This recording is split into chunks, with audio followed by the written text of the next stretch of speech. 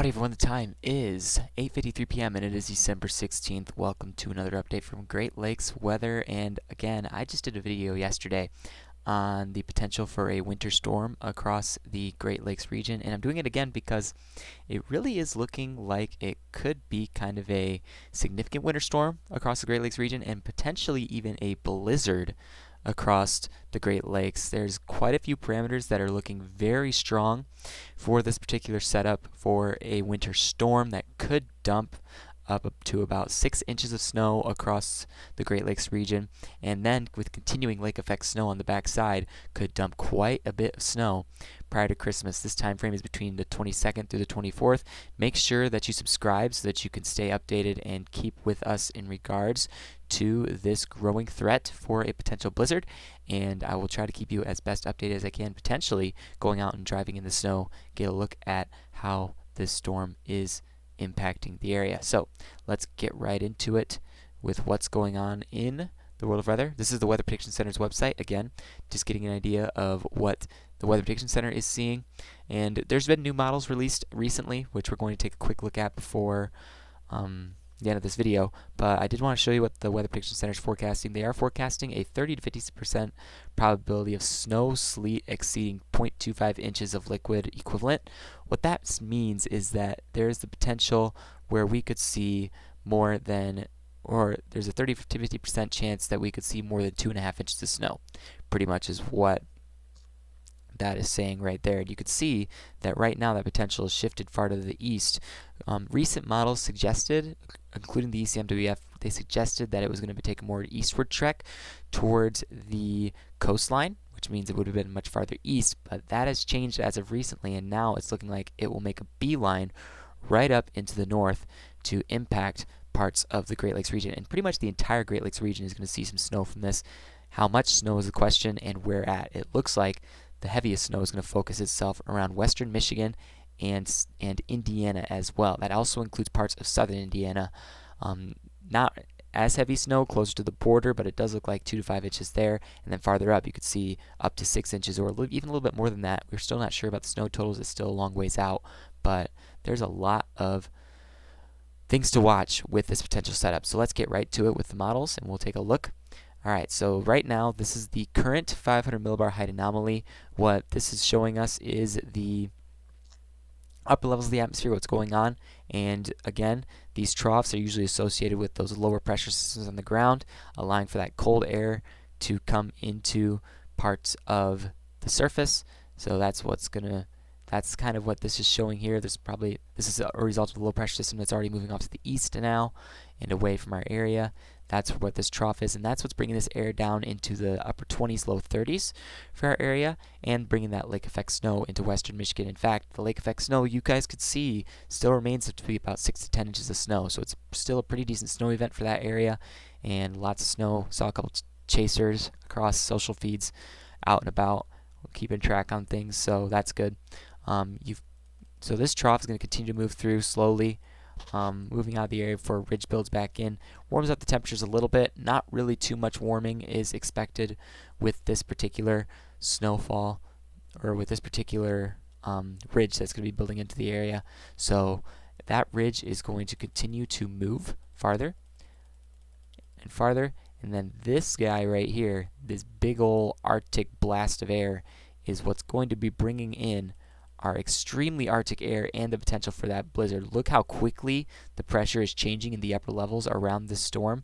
There's going to be a lot of impressive vorticity with this particular trough, and look how deep it is across Indiana and Ohio. It is going to bring much below average temperatures to anywhere across the eastern continent of the United States, and as it weakens, it'll begin to spread out across much of the eastern continent of the United States. It's actually going to be the result of two lows, that one place to the north, one place to the south, and the potential exists where they could merge and form a very intense storm and a blizzard possibly across parts of the area.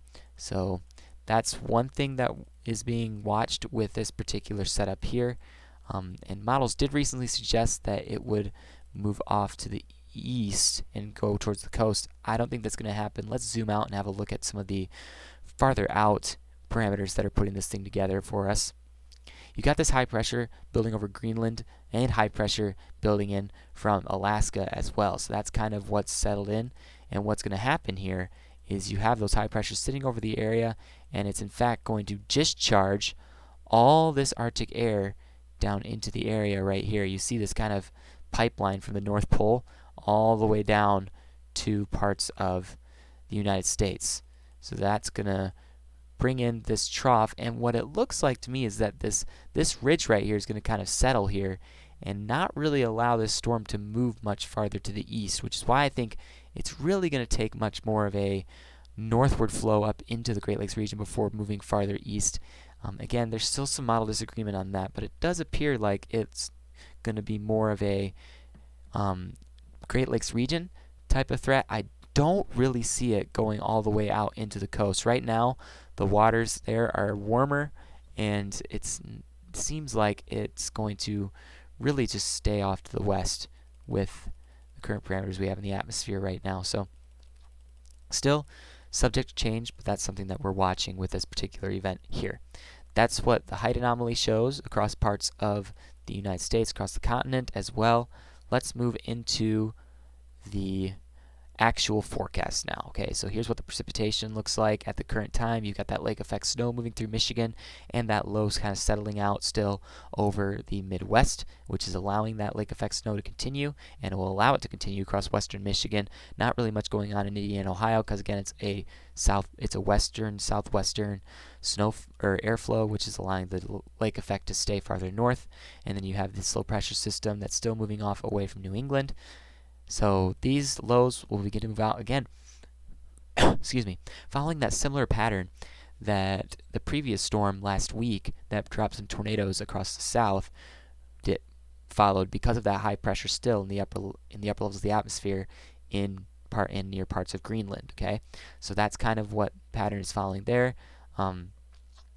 Continuing forward, we may see a shot at some snow in the Upper Peninsula Tuesday the 20th, and then that low starts to dive deep into parts of the United States from the Pacific Northwest. So it's going to be a Pacific low, and the Pacific lows are usually associated with the stronger winter storms, so it's not really surprising there. But what this is projecting is kind of a kick up of already some moisture associated with this low right in the general area here, Michigan, Indiana.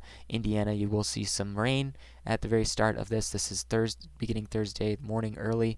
You see this first round of snow connected with a gradually building ridge into the area right before this major drop in temperatures that it's on the back side of this. Look at those isobars, and you can tell there's going to be some extremely strong winds with this particular low pressure system, this winter storm that's going to be moving into the area along the eastern part of the United States, progressing it off to the northeast.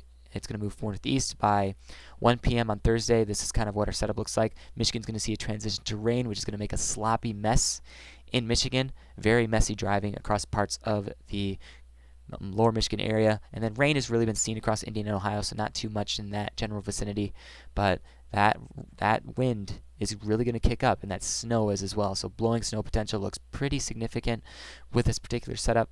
You really see that rain start to get more intense and widespread, and then on the backside you can see that quick transition to snow that's going to be made between Illinois and where that center of low pressure is. You get a sounding right in that center of low pressure where that rain is at.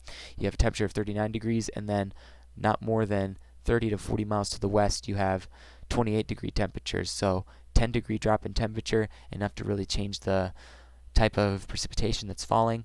And it's going to continue to move into parts of the Great Lakes. You can see the wind's really going to start to kick up in this low from the south, maybe southeast, across parts of Michigan, Indiana, and Ohio, as it still remains on the right side of the low pressure system.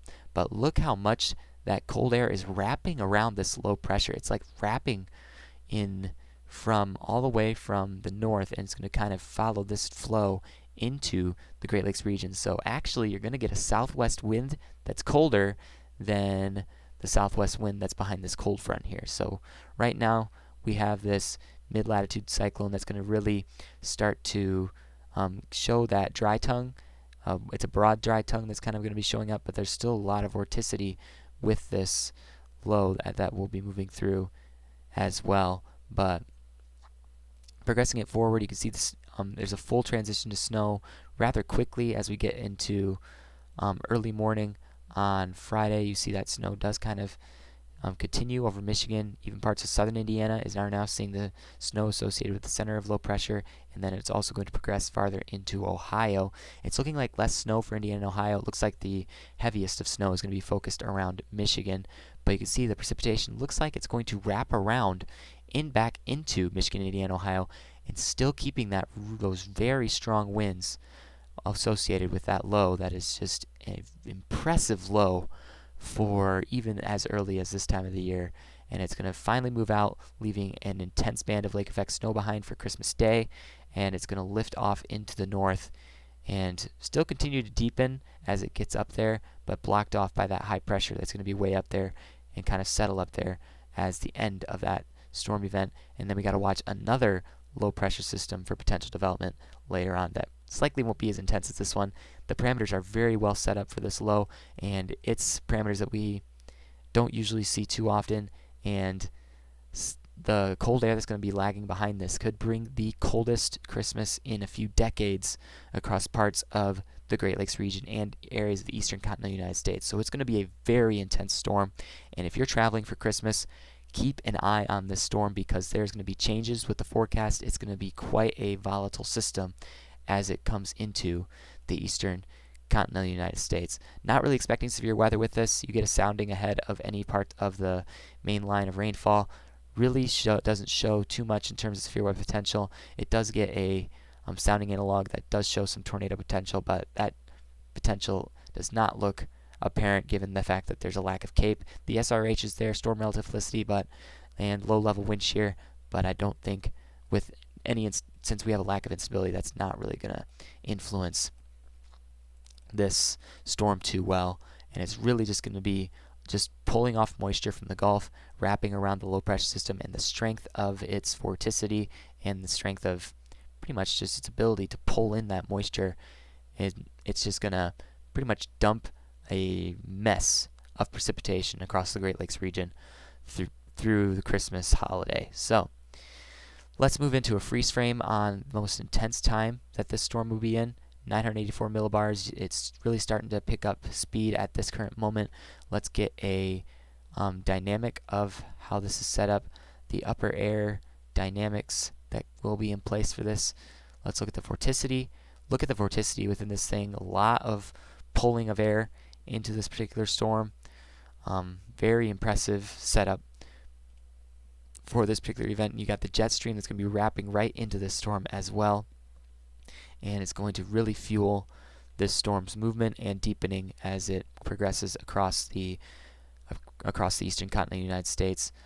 Get a potential snowfall total. We'll actually do that a little bit later. I do want to show you there is going to be some pretty impressive moisture ahead of this thing, and then on the back side, look at how quickly the dew points drop.